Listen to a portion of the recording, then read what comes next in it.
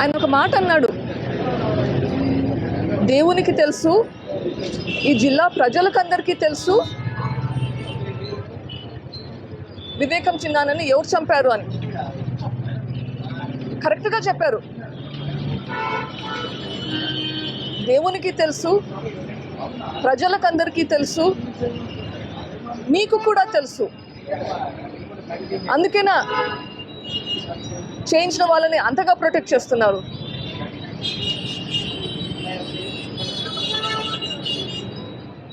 మీకు తెలిసి కూడా ప్రొటెక్ట్ చేస్తున్నారు అంటే ఎందుకు ప్రొటెక్ట్ చేస్తున్నట్లు, దేనికి భయపడి ప్రొటెక్ట్ చేస్తున్నట్లు?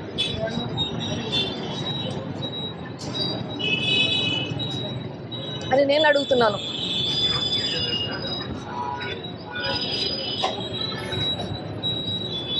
ఇంకా ఏమేమన్నాడు? ఇద్దరు చెల్లెలు ఇంకొకరు నడిపిస్తున్నారు అంటున్నారు. నేను అడుగుతున్నాను,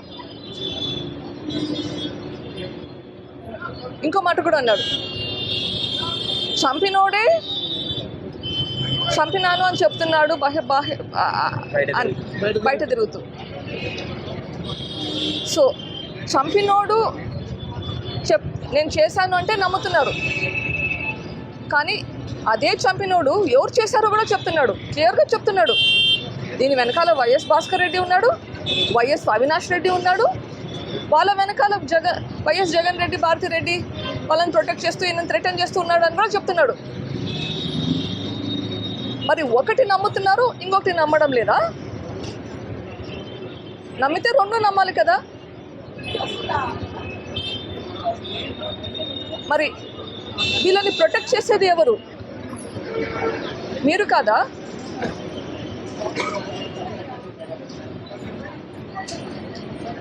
ఈ కర్నూలులో ఏం జరిగిందో మనకందరికీ తెలుసు, రాష్ట్ర ప్రజలందరూ చూశారు.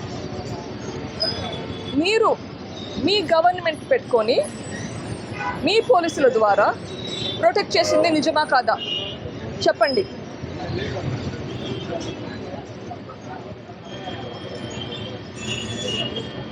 ఈ హంతకుడైతే ఎవరున్నారో ఆయన చెప్పాడు చేయించింది ఎవరు అని. అదే విషయం సిబిఐ కూడా ఇన్వెస్టిగేట్ చేసింది, ప్రూవ్ కూడా చేసింది. సిబిఐ కూడా అదే చెప్తుంది. ఒకప్పుడు మీరు సిబిఐ ఎంక్వైరీ అడిగారు, తర్వాత మీరే వద్దన్నారు. మీరు అప్పుడు ఎందుకు వద్దన్నారు? మీ పేరు బయటకు వస్తుందని వద్దన్నారా?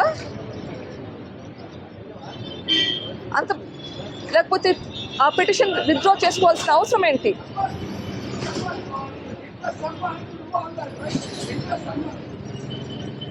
అది ఇంకా సిగ్గుచేటు ఏంటంటే, ఎవరైతే నిందితుడై ఉన్నాడో ఆయనని